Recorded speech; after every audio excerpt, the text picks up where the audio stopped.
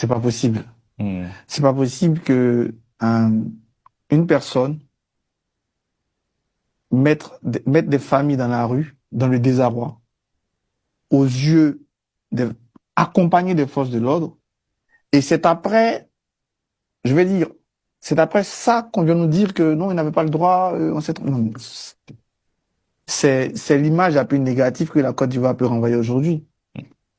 Et c'est dommage parce que, vous voyez, c'est un peu comme, j'en parlais tout à l'heure, c'est un peu comme un footballeur qui finit par dribbler tous les défenseurs qui ratent ce ballon. Parce que ce acte-là, sauf si on nous arrête monsieur Alui, mais évidemment monsieur Alui n'est pas seul. C'est clair. Hein. Quand vous le voyez, monsieur Alui, sans me moquer de lui, est-ce qu'il a les moyens, lui, aujourd'hui, de pouvoir exploiter 34 hectares? Est-ce que monsieur Alui a, à lui seul, les financements nécessaires pour faire une opération immobilière? Parce que c'est clairement ça, vous dégagez pas, mon père Santem, dégagez pas 34 hectares pour vous amuser. Donc, il a des partenaires financiers, il a des partenaires dans la justice, il a des partenaires dans les forces de sécurité qui lui ont permis de se faire accompagner. Parce qu'il s'est pas caché, hein. Il avait tellement d'assurance qu'il est venu se livrer avec mépris. Mais j'ai dit hier, en pensant encore il pouvait avoir raison, je l'ai dit il y a 2 jours, en utilisant les thèmes dégagés.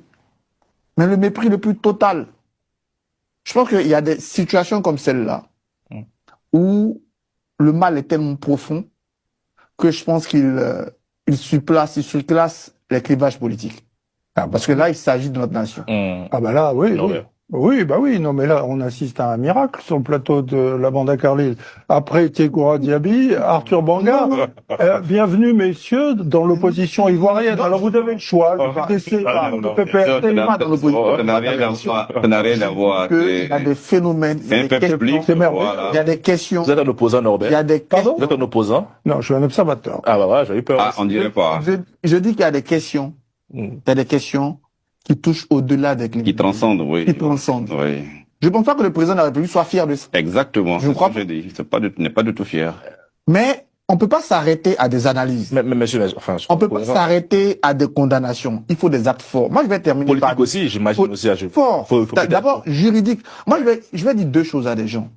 Ça va. J'imagine déjà que Norbert sera tout heureux de ce que je vais dire. Vous savez, quand une partie au pouvoir est en situation d'hégémonie et que l'opposition est aussi gros qu'elle est, c'est jamais un acquis. Ce sont justement ces causes sociales qui font chuter des régimes. Vous regardez le printemps arabe, vous regardez Omar el-Béchir, c'est pas l'opposition qui les fait chuter. Le printemps arabe, il démarre de quoi? D'un problème d'emploi et quelqu'un qui se suicide. Je pense que notre pays a trop avancé sur ces dernières années. Peut être aussi humilié de la sorte. Il faut que la réaction soit vive. Il faut que vraiment ceux qui sont responsables de ça payent. C'est ce que je disais lors de ma prise de parole tout à l'heure. J'ai dit, il faut que les têtes tombent. Parce qu'ils n'arrivent pas à comprendre que dans une affaire... Quelle tête, président? Non, d'abord, il y a le secrétaire d'État en charge des affaires maritimes. Monsieur Seredo, je dis son nom. Il a signé un document qui autorise, à 2 reprises, en 2021, lui il a signé un document qui autorisait ce monsieur à faire du remblayage sur la lagune. Pendant qu'en 2019, le président de la République a pris un décret pour interdire toute forme de remblayage sur le territoire national ivoirien.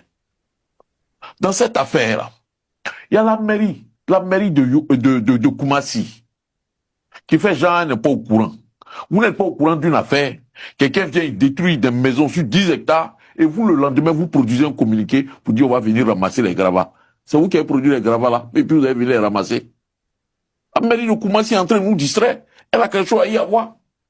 Dans nos constitutions, dans nos pays là, même tu as ta petite maison là, tu produis des déchets, des ordures, que tu jettes sur la voie publique, c'est toi qui vas venir ramasser. Parce que les pouvoirs publics ont mis à ta disposition un endroit, des bennes où décharger. Si tu décharges pas là-bas, tu vas venir ramasser. Pourquoi quelqu'un qui vient produire des déchets, des dizaines, des centaines de tonnes de déchets, et puis c'est pas la mairie qui va venir ramasser? Pourquoi? Tu vas prendre l'argent public pour venir ramasser les déchets de quelqu'un privé. Non. Et puis, au-delà de ça, je parle du gouvernement, je parle de la mairie. Il y a aussi la justice. C'est vrai. On a l'impression que le procureur de la République découvre ce fait. Non, sérieux. C'est pas le cas. Et puis, monsieur Broujac Aloui devient introuvable. Ce pays-là, ceux qu'on doit arrêter là sont introuvables, et ceux qui sont trouvables là sont pas arrêtés. Il faut qu'on arrête. Vous faites référence à qui, monsieur le Président? À Kome Bakari. Attention. Il est devant nous tous. On l'arrête pas. Et puis, en fait, la justice entre nous dit, oui, il est introuvable. Entre nous dit, bon, passé, il n'y a rien à voir. Mais non. Cette affaire-là, faut que véritablement on entende. Faut pas qu'on fait genre, comme je le disais la dernière fois, en parler sur le plateau télé une semaine, 2 semaines. J'ai décidé de faire chaque jour jusqu'à. Faut que cette affaire, le Parlement a des pouvoirs aussi de contrôle, non? Ils sont pas sur les députés. Ils sont pas sur nos députés. Voilà, pour pouvoir. Est-ce que vous avez la majorité sur les députés? Ils sont quel parlementaire? Même l'opposition, c'est pareil, ils sont pas sur les députés. Et puis, ces gens font des. Travailler, bien sûr. Les gens qui ont des ACD, ils sont une centaine. Et puis quand on fouille bien là, j'ai regardé bien le document, hein. Quand on fouille bien, en fait, ces 10 hectares là, c'est même pas là, hein. Oh là là. Quand on fait La juxtaposition. la juxtaposition au satellite, lui, son terrain qu'il est en train de revendiquer, là, avait abri 2000 à Koumassi. Ceux qui sont ivoiriens, qui sont du quartier, savent de quoi je parle. Sont sérieux. Le type, il n'est pas sérieux. Ce qui se passe à Koumassi là, C'est un scandale d'État. c'est un scandale d'État, mais grave. Parce que Koumassi, ce qui est en train de se dérouler là, c'est une zone portuaire, hein. Koumassi à côté du port, hein.